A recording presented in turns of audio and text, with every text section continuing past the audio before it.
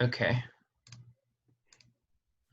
I'll begin sharing my screen. Okay, so I just wanted to look at what we've actually been doing for the last 7 weeks. Just as a refresher, if it's possible that you weren't here every week. So obviously, all of you were here in the first week. We looked at how the pieces move. Shouldn't really need a review for that, I would assume. Stuff like getting out of check, etc. So I'm probably gonna skip this week because all the stuff that we looked at this week is stuff that we look at every week. So then we moved on. Yeah, Katie, what's up? I missed last week. You missed last week. So yeah, we will be looking at stuff from last week. So you should be okay. And also, if you want to make it up, the video is obviously on YouTube. So if you want to see not just the review, but the actual lesson, it'll be there. So then we looked at basic chess puzzles. I recommended that you try some of these puzzles. They help you to get better. We looked at some checkmates, and then ways to win your opponent's pieces. Very important in regular games. It's important to be able to find these. We looked at things like pins. The knight is pinned to the king.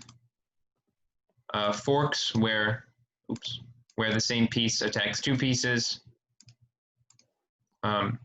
Skewers, which are the opposite of pins, where you attack the more important piece and then it moves and you take the less important piece, etc. So these are all things that occur in games every day, and I hope they will prove useful in the future. So then week 3, we looked at some famous games, the opera game, the immortal game, etc. Then we transitioned into some king and pawn games. Hopefully this will look familiar. This position that we showed was a win for white, no matter who it is to move. And I warned against the danger of rook pawns in endgames because often or pawns on the edge of the board, because often they result in not wins, draws in positions that are winning. We looked at this pawn breakthrough here. Actually, we looked at this twice. I brought this full circle last week because it tied in with something else that we were looking at. The move here obviously being b6, and then after taking 6, or if it is captured the other way. This is very counterintuitive because right now you're down 2 pawns, so you probably should be losing, but this pawn's going to make a queen very quickly. We looked at how to mate with a queen. Have any of you ever actually had to do this? I assume you've been playing. Has anyone had to do this yet in a real game? Often it won't be with just a queen. It'll often be like you have a ton of your pieces and your opponent has nothing. But has this come in handy? Because hopefully, if it hasn't, it will in the future. I showed a game of mine in an example where my opponent didn't resign until the very end, and I had to mate with the queen here. In general, as you get to a higher level, opponents will begin to simply resign the game because it's respectful. Resigning meaning giving up and just, yeah, you win. Because it's more respectful and they know that you've been able to do this for years. So, okay, and then this was actually week 3 and 4. So then we went to week 5. We looked at some opening traps, for example, the 4-move checkmate if you're not careful. This is something you can try if you play someone who doesn't know how to play. Often, I shouldn't say often, almost every single time this will work. The other one to worry about, we looked at this this famous game, Langal St. Brie, with the queen sacrifice on d1, and then we looked at some puzzles here that I simply made up that illustrate common checkmates. For example, the checkmate on the back rank. The checkmate on the h7 square right next to the castle king, and giving a checkmate on the rook file with check and mate. Okay, and then last week, seems like it's all gone by so fast. Last week, we moved into some positional chess because we've been looking at checkmates and winning your opponent's pieces, but that's not going to happen all the time. We looked at openings in which one side doesn't take the center with their pawns, but rather puts pressure on it with their pieces. For example, King's Indian defense, which generally goes like this, where black plans to put pressure on the center, or the Alekhines defense, named after the famous world champion Alexander Alekhine from the 1800s, where white plays e5 and the black knight gets kicked around. We remember this. We illustrated how pieces of the same value can often have different, well, the same points value can often have different strengths, which is why the system doesn't work all the time. We remember the good knight versus this bad bishop. Black wins this position easily. The very good bishop versus this terrible knight. Black again wins. And then we looked at types of pawns. So pawn chains, isolated pawns, etc. Last week, yeah, what's up?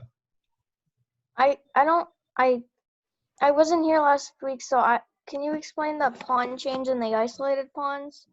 I will give a very brief explanation, Okay. but if you want the full one, obviously, I believe. So pawn chains, I illustrated the French defense starts with e4, e6. White takes the center, black strikes back, white pushes.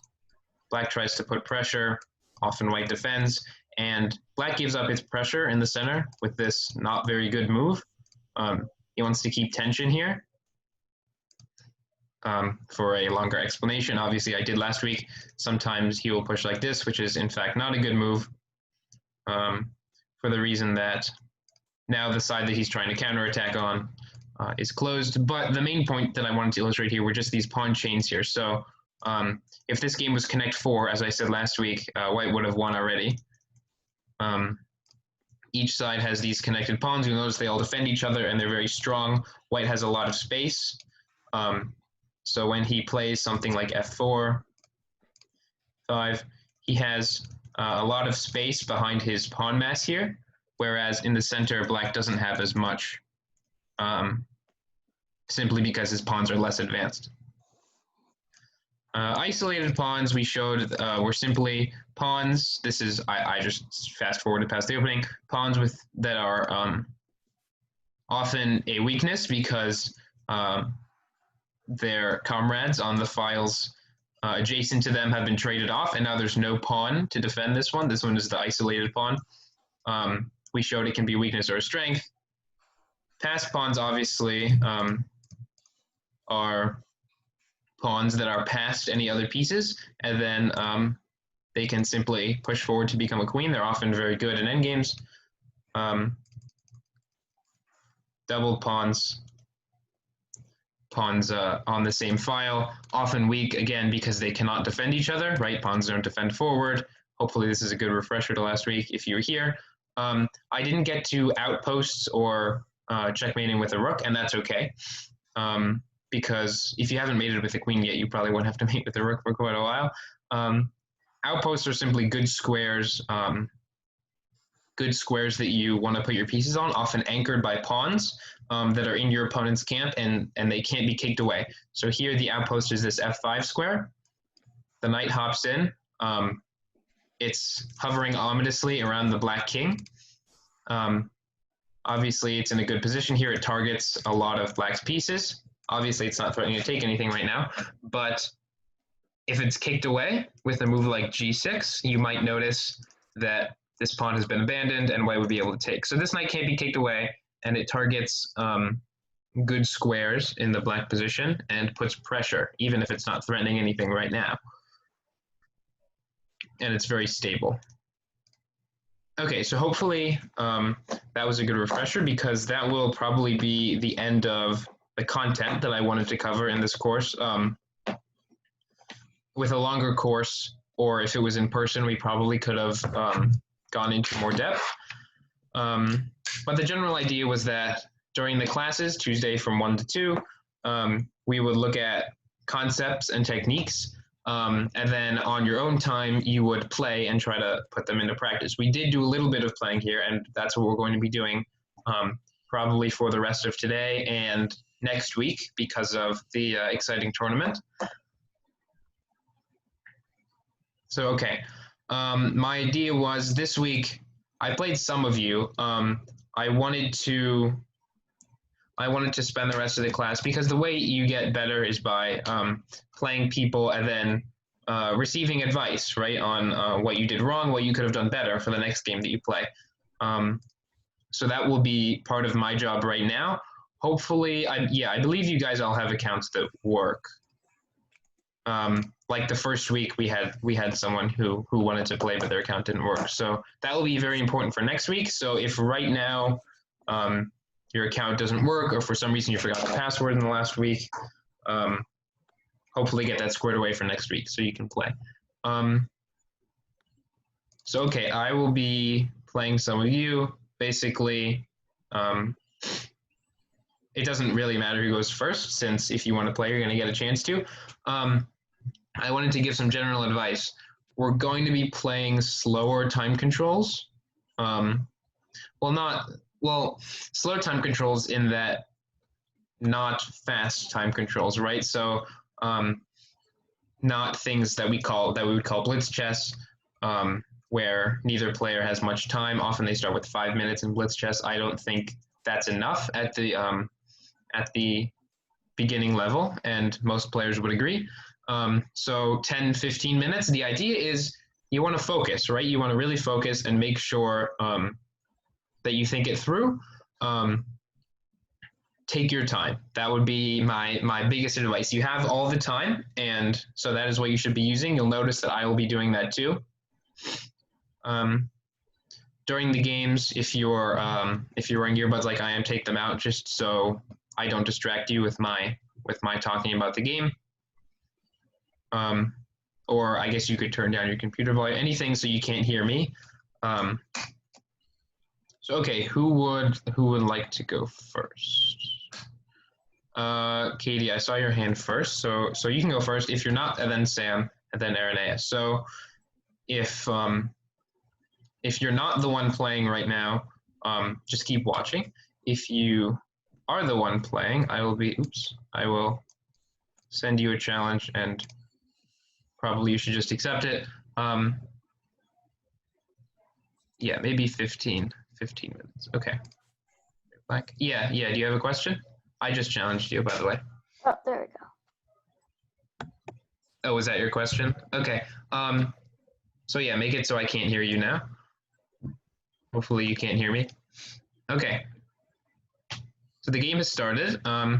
My first move is generally d4, taking the center. Now I don't need to think about that because it's just something that I know, something I've studied, I've been playing for a long time. Okay, d5. Now generally, the most common move here is to gambit a pawn with the queen's gambit. So I will do so. The idea being that if black takes, white gains control of the entire center and wins the pawn back. Okay, bishop f5. So I have a few options now.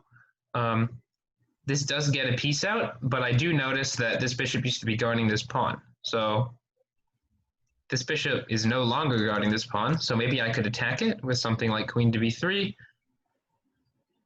However, I don't really like the look of that because it can be fairly easily defended. I think it would be better to get some other pieces out first, or possibly to take this pawn, because so if I capture in the center of the board, what will black do? I think if I capture, black will take back so as to not be down a pawn. I would be able to get my knight out to attack the black queen. The queen would move somewhere, and then I would have control of the center. One thing, I've seen this position before. I'm pretending to not have seen it. But one thing that I do notice is if I capture this pawn, black might take my knight first, and then when I take back, she will take, and I won't have a knight anymore to attack her queen with. However, if I take, I can insert a check here. This is slightly complicated. I can insert a check here, and however she blocks, she probably won't be able to take her pawn back. So I will take here. I will show this line after the game. Sam, you have a question? Did you say it was like bad to have two pawns in the same row? I did say that, in fact. However, this pawn is, I'm assuming, just going to be taken back. The reason I did this was because was because I'm capturing her pawn, and so if she doesn't capture back, even though these pawns are doubled, it's an extra pawn. So usually having an extra pawn is better than not having an extra pawn. It's a slight concession that they have to be like this. Okay, so she does play bishop takes b1. The normal move here would be to take back, right? That would be the automatic move, right? She takes my knight, I take her bishop. But then I noticed that she could take my pawn, she could take her pawn back, getting rid of my double pawns, but still gaining her pawn back. Material would be equal, and then I wouldn't be able to take her queen, and it would be attacking my pawn over here. So I think what I should do is insert a check, and I'm going to look at all the ways that she can block that check. Obviously, she can't take this piece or move her king, so she's going to have to block. She can block with the pawn, but then I simply take it, and she's given me a pawn for no reason. She can block with this pawn, but then I will capture that one too. She could block with her knight, but then I can take back, and the queen will not, like if her knight's here, she won't be able to take this pawn back through her knight. I hope that makes sense. And if she blocks with the queen, I can simply capture it and take my bishop back. So, okay, check. We'll see how she responds. This is something called opening theory. I've studied this opening because I play it over the board. I have to be able to know what to do. As you get slightly better, you'll see positions like this more often, especially if you play the same opening every game. I would recommend that. So I know that I just know that this is the correct move here. Obviously, you don't have that kind of experience, so I'm trying to explain it. I believe the most common move here is knight d7 or c6. Okay, knight d7. Now I really don't have an option. I can take, so I should. No point in thinking about that for too long. This would be a good move as it attacks my queen and the pawn, but it's illegal as I would capture the king. So we'll see what she does now.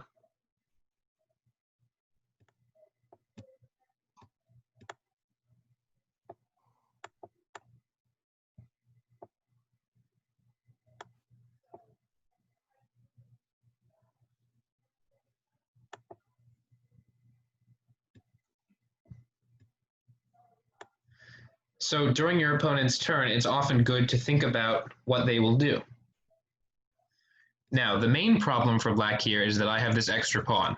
I simply have this pawn in the center. Even though they're doubled in the center, I do have an extra pawn. I noticed that probably in this position, she wants to get it back. A good move to get it back would have been knight to f6, getting a piece out, attacking this pawn, and it's difficult for me to defend. I will look at that after the game. So e5. Now the first thing I notice is that I can simply take this. What happens if I do take this? Her idea is probably that she can take back, however, that would lose the king. So that would just gain another pawn for me, and in principle, unless I specifically see some reason that I can't take this pawn on e5, I should generally take it. I don't see a reason. So I'll capture it.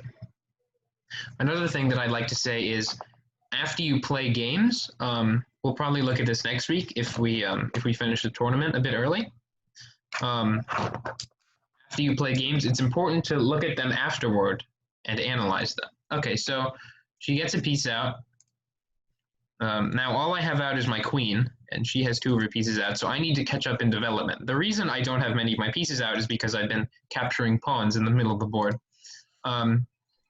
The most natural piece to get out seems to just be this knight to f3. Eventually, if her king moves, her knight will be attacking this pawn, so it's important to preemptively defend it.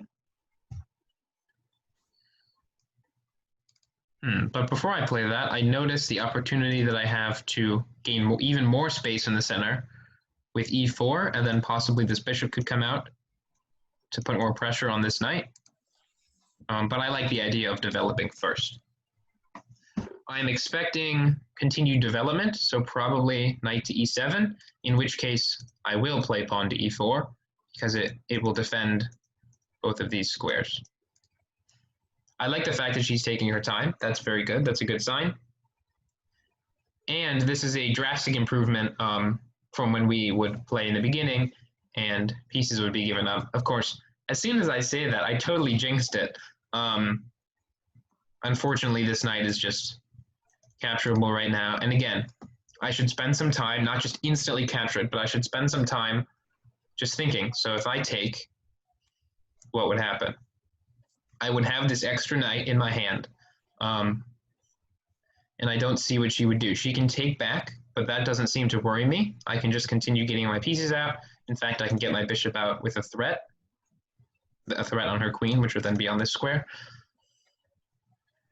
If I pass up this opportunity by playing e4, then I could simply move again, so I need to take it.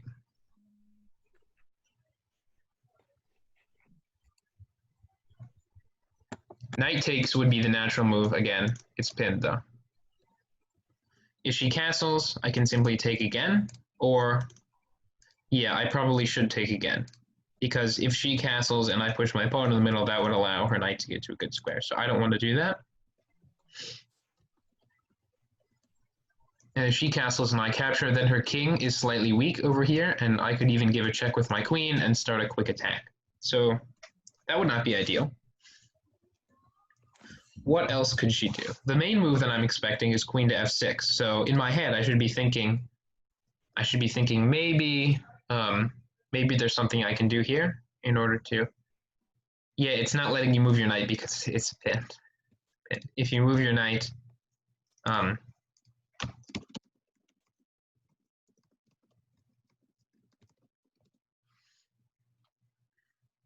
if the knight's moved, the king would be captured.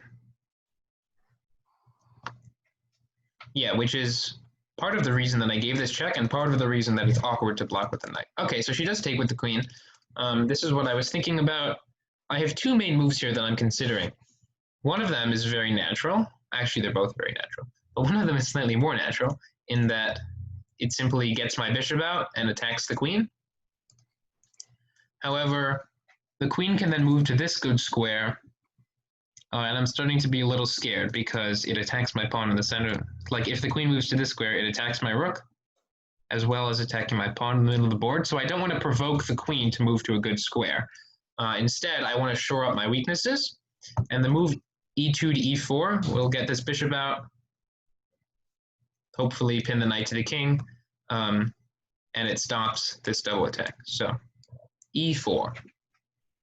Now I have a threat being bishop b5. To further put pressure on this knight, it would still be pinned to the king.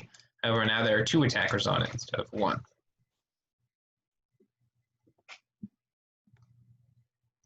If she castles queenside right now, well, she could castle kingside. However, then the king would abandon this knight, so that would not be a great idea.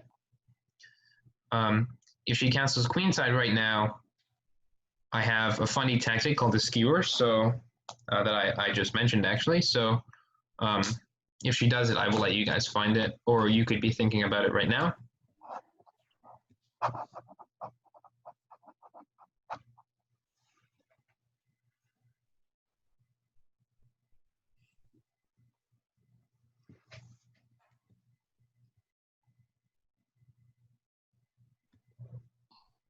G5.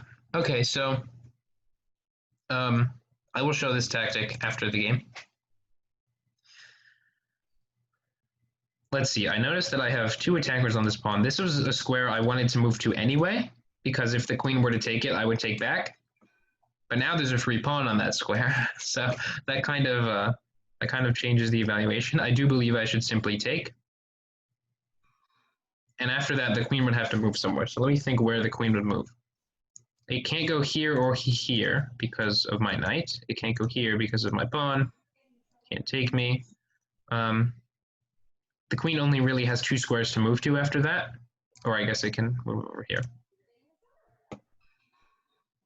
But yeah, this just seems to win a pawn and get a piece out and attack the queen. So there's not much better that you can do. She takes g5.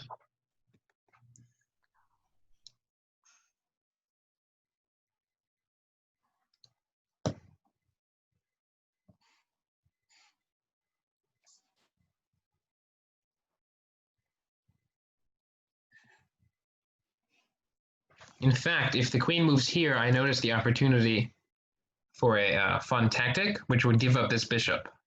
However, I believe it would win the game. I'm not going to show that right now. Okay, but she makes the better move, queen to b6. This does make me think, because now there's a big threat of taking on f2, and then my king would be very weak. So I need to defend that somehow. Just looking at ways to defend that. One way that I see is queen to c2,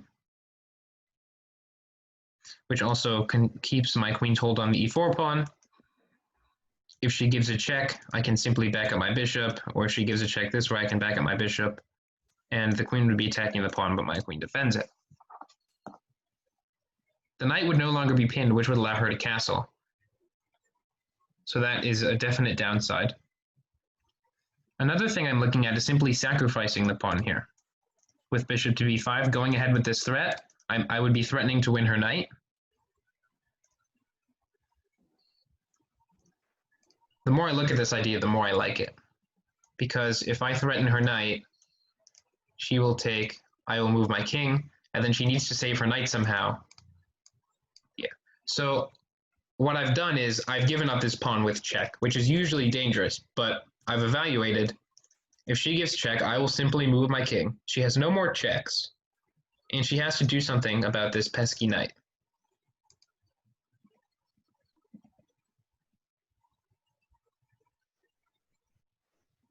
Now this is slightly dangerous. For example, if I've miscalculated, I'm probably going to lose the game, but I don't believe that I have. Check. Okay. So I believe the correct square to move my king would be here, given that my bishop defends this important checking square. And now she must defend the knight. A good way to do that would be castle's queenside. However, that is also illegal, as my bishop controls the square that the king would have to pass through. That move is not allowed. Usually it's not good to leave your king in the center like this. Okay, so she castles, but this is what I wanted. Now I can simply capture this knight.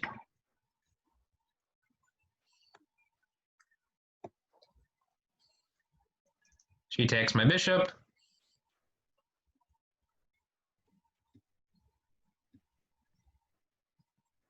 So now I'm going to take a brief count of the material. I'm up a bishop, a knight, and a pawn.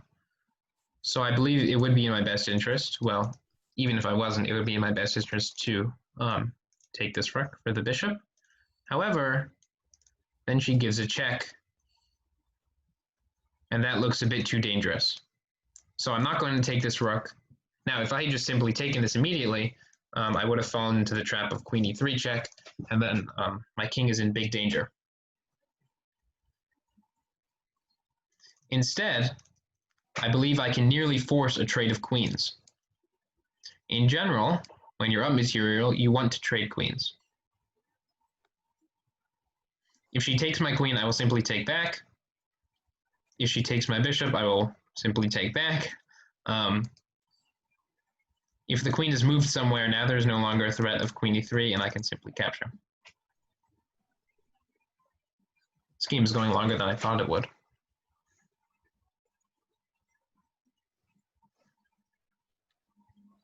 Time-wise, I mean, not in terms of moves. Okay, so queen e3 check happens anyway. However, my bishop takes the queen. I didn't consider for long in the interests of time. We don't want to run out of time before everyone gets a chance to play. It is hard to notice these backward moves from your opponent. Now I simply take her bishop back. And the quickest way to win here would probably be an attack on the queen. Okay, so now this rook falls prey to the bishop, and everything starts falling apart.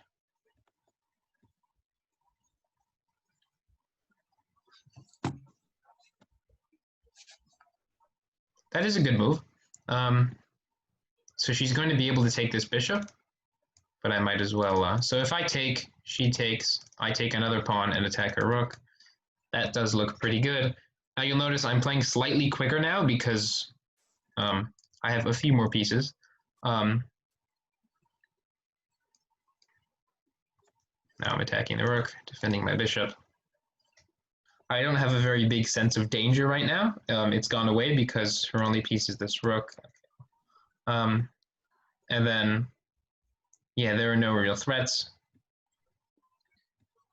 Now I want to be able to win the game in the quickest way possible. So I believe that would be giving a check followed by another check. Queen to b7.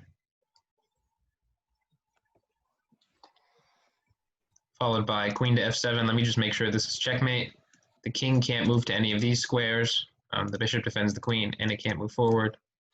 So queen f7 is checkmate. Okay. So the important result was not really the outcome of this game. Good game. You can listen to me now, or turn the volume up. Can you hear me now? Yeah. Okay. So this was a good game. A very, very big improvement from the games we played in the beginning of the course. I like the way that you took your time. I wanted to show, let's see. So I wanted to show here, this may not have been a good move. It was possible that you overlooked the fact that you couldn't take back. I'm not sure. I was recommending during the game knight g to f6. Sorry, just knight to f6. Because it would attack the pawn and it would get your knight out. And if I tried to defend the pawn, there would simply be a capture. But okay, e5 was played, captures. I like the way you kept getting your pieces out. I assume you just overlooked the fact that this knight hangs on the f6 square. A better move I was saying during the game might have been knight to e7, to which I would have responded e4, defending. But okay, knight to f6. And this is the position, if you weren't playing, I wanted to show if she castles queenside, white has a skewer here. So this sort of validates my point that these tactics do occur in everyday games. White has a skewer here that will win more material. I'll give you a minute to find it, and then we'll move on with the games.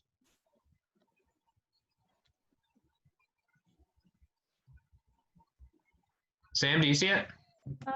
If the queen takes the knight, What would black do?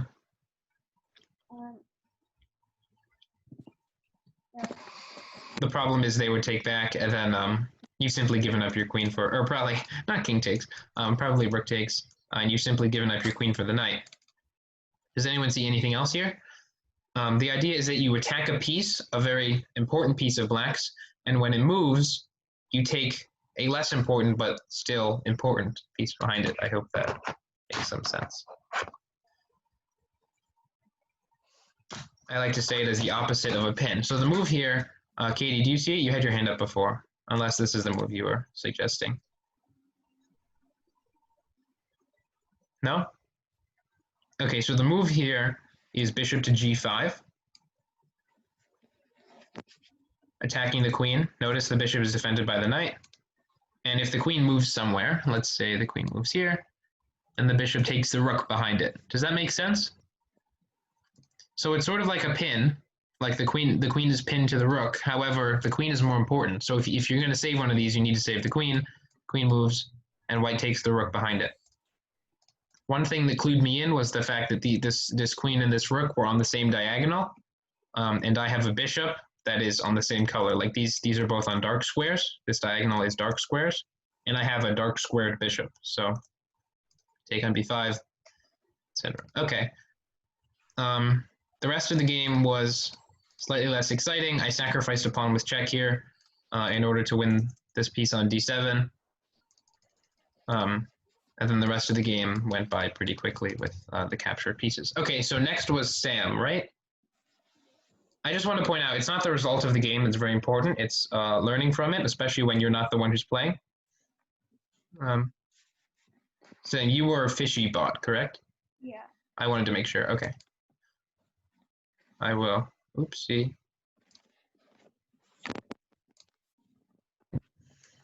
Okay, yeah, so just make it so you can hear me. Take your time and good luck.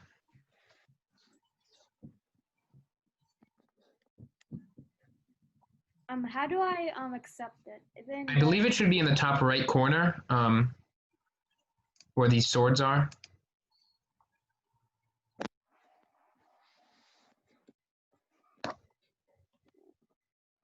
On mine, it just popped up too.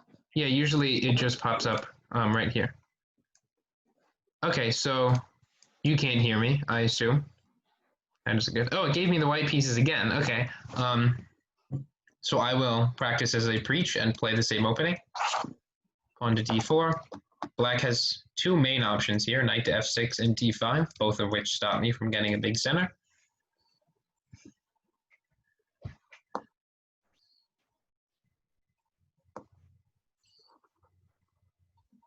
e6. Okay, so that is a move.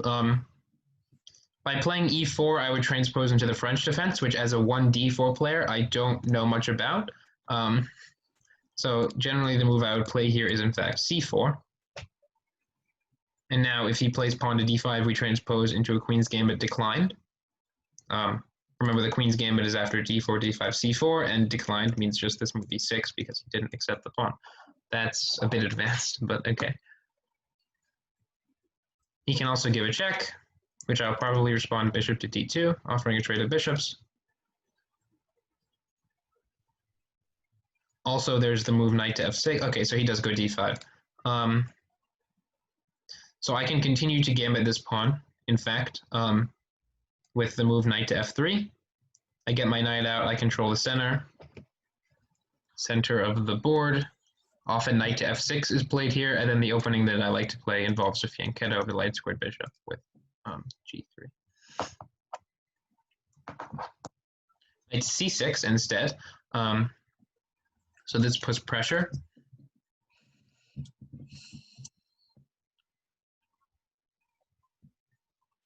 Let's see. I could play the move g3. Anyway, this is what I was planning to do. And if the pawn captures, then go queen to a4. Generally, you don't want this knight in front of your pawn. Notice that I moved my c pawn first, and then I put my knight there in positions where the pawns are on d4 and d5. But I don't particularly see a way to take advantage of that right now. If I play knight to c3, I notice bishop to b4, which is not entirely something that I want. However, I don't think that's a big deal, so I will play it. c3, putting more pressure on this pawn, further encouraging him to take, after which I will follow up with pawn to e4 and try to win my pawn back.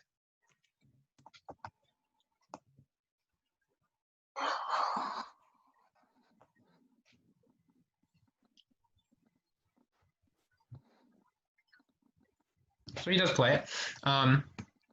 My idea here was either queen to c2 or bishop to d2 so as to not have to accept double pawns on this square.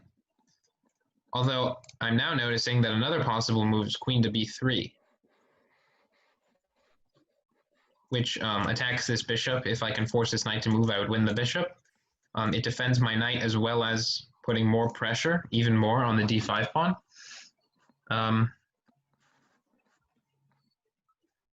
So let's see, if queen to b3, if he captures, I will simply capture. That looks fine. So queen to b3 is what I will play. If the knight goes to f6, I can throw my bishop out and pin it, trying to stop it from defending this crucial b5 point. I know I often say don't bring your queen out early, but it's very difficult for black to attack it here. He can't take this pawn because I would capture back, and he can't attack it with his knight because his bishop would simply be gone.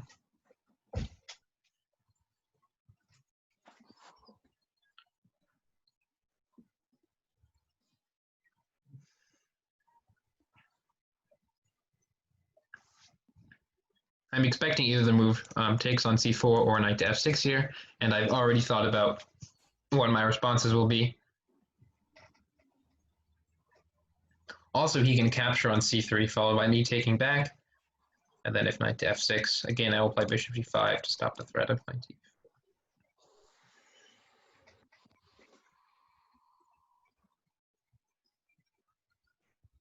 I like that he's taking his time. a5, so that move defends the bishop. Also, it might include a slight threat of a4, which I then could not take with my knight, and I could not take his bishop. Those are both defended. So instead, I believe I should force his bishop away with a3. Then I'm attacking his bishop with my pawn, and it will need to move. The natural move would be for it to capture my knight, and then I would take back, and I believe have a good position. Also, he can insert the move a4, followed by me just dropping my queen back. That should be fine. So, pawn to a3 I play.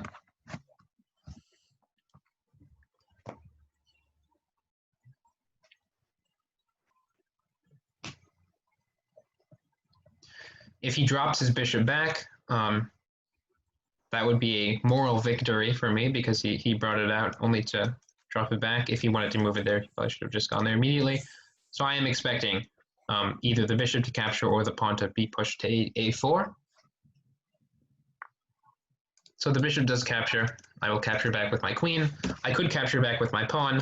However, that would leave me with this isolated pawn right here and these two double pawns, which is not something I want. So I preserve my pawn structure and I take with the queen.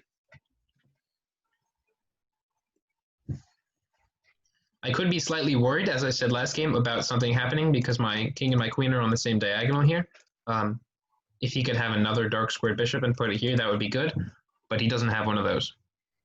So knight to f6. His idea might be knight to e4 to attack my queen, force it to move, and I don't want that to happen, so I need to stop it somehow. One way I see to stop it is to simply push this bishop out, and I think that would make sense. So bishop to g5. If he plays knight to e4 anyway, I take his queen, he takes my queen, but then I simply win this pawn on c7, which should be good. So I will indeed play it.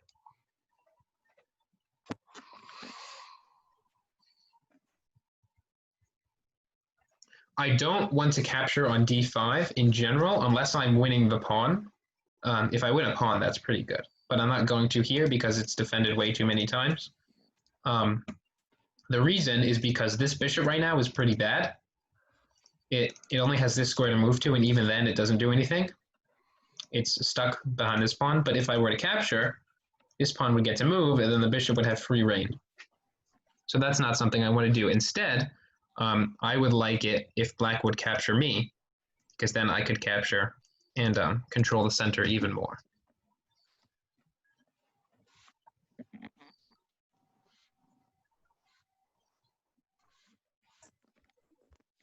Does anyone see a good move from black here? What do you guys think? What should black do? There are probably a lot of them, to be honest. I'm not looking for a very specific move here, just an idea.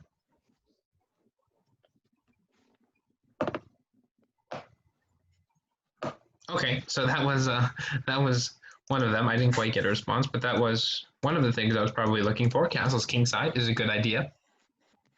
Now I want to be able to do the same, but I need to get this bishop out first. The natural place to put it would be pawn to e3 and bring the bishop out here, followed by possibly an attack on this h7 pawn.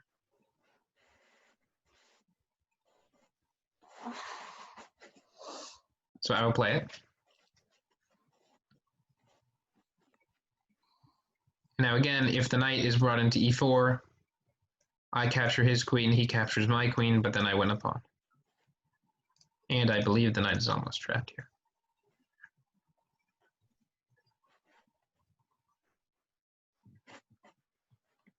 So in general, when someone plays 1d4, they look for more positional games like the one we're playing right now.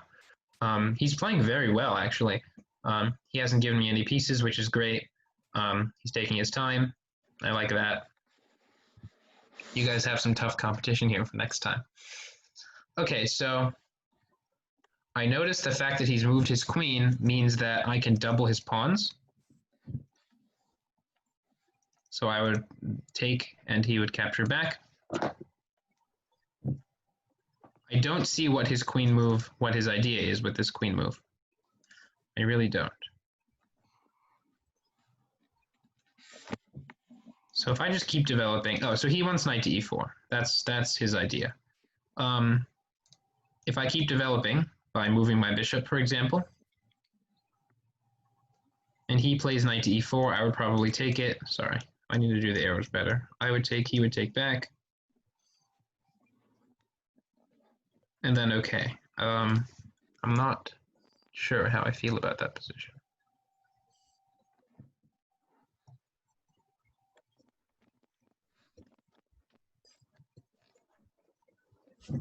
I could take this knight, takes back, and then capture in the center. I actually like that idea. Taking this knight gives him double pawns.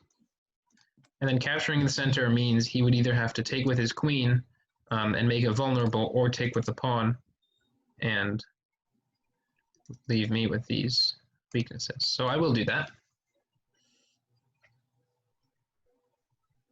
He only really has one good move here, which is to take back, and then I've already looked at what I'm going to do, which is capturing.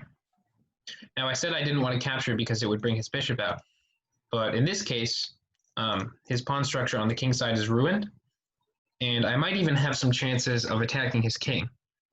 For example, with a maneuver like pushing my h-pawn, or bringing my bishop out and organizing it on this diagonal in order to threaten pawn on h7. So he does take back. I follow through with my plan, capturing. Again, I expect him to capture back because that's a very natural way, probably this.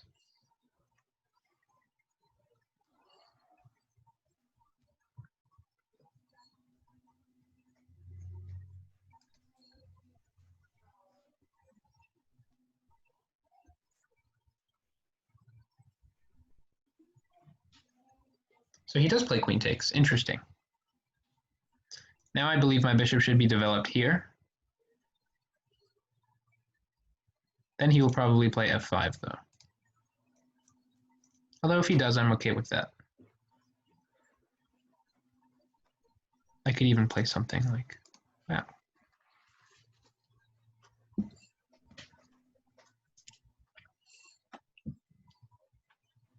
I will do that.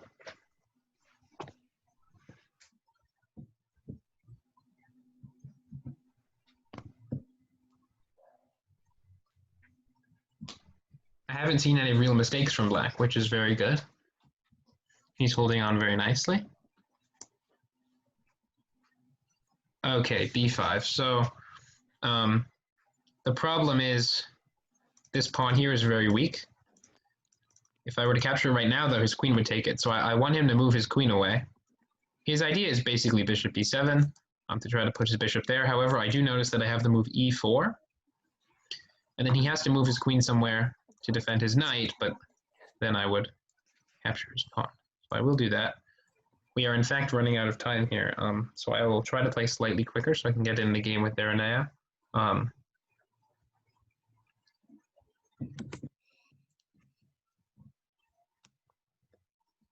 So he does move his queen. Now I notice that this pawn is free to capture. So in fact I will. Next move, I really want to castle.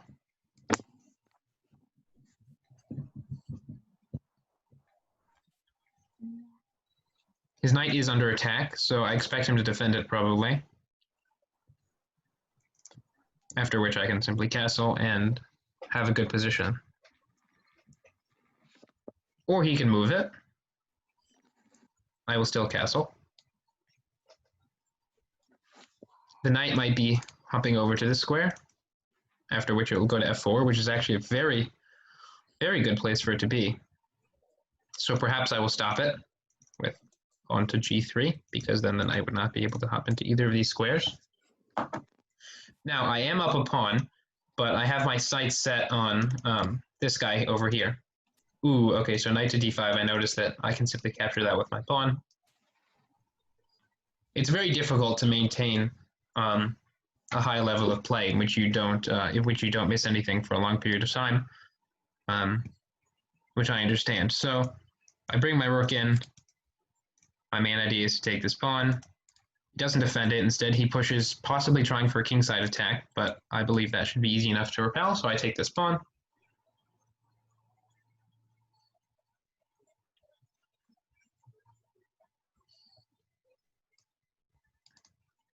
If he takes my queen, I will simply capture back.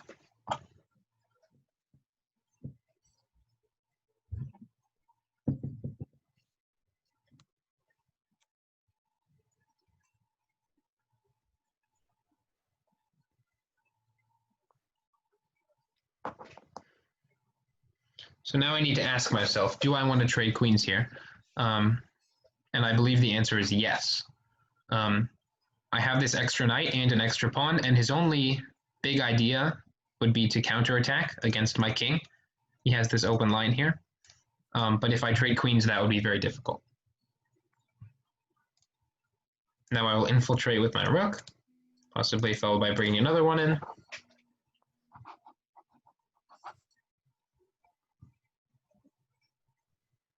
He wants to trade with bishops, which I gladly will accept.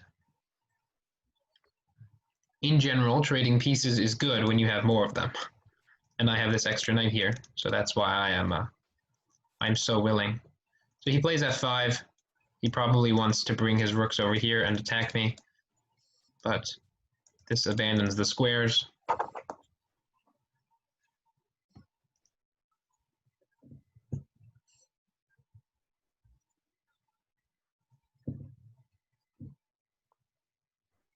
He defends his pawn.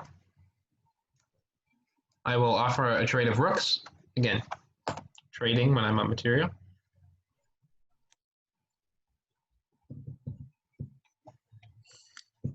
I'll capture with the knight because now I'm threatening this fork of taking. So I will play the fork, check, and attacking the pawn.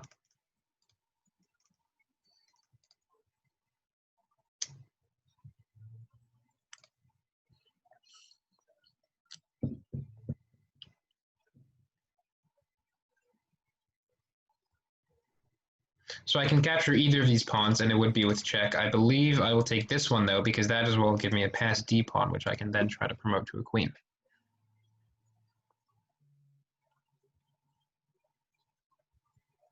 Six. I'll get my knight out of the way and try to queen this pawn.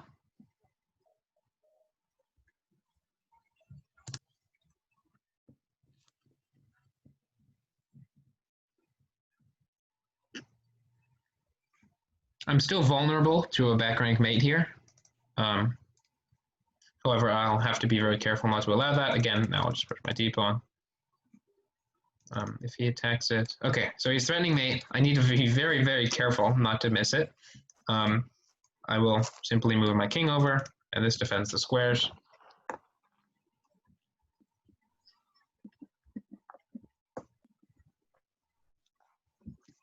He attacks my knight.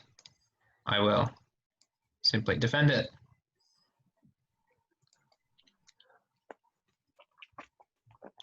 He's putting his rook behind the pawn, or maybe not. I thought he was putting his rook behind the pawn, which would be a good idea. Rooks in general belong behind past pawns because they're always attacking them as they move forward. Yeah, but I believe it's just too late here. So he gives up his rook for the pawn, possibly hoping for a stalemate. However, he has this square for his king. I will give a check, another check, and now that his king only has these two squares, I will simply run a pawn on the queen side, not risking anything. Take any food.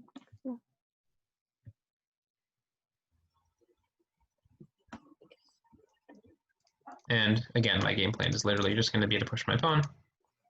Now I have to watch out for something here. I have to be very careful. If I make a queen here, the game is a draw because it's stalemate. So I'm simply going to wait for one move, just move my king.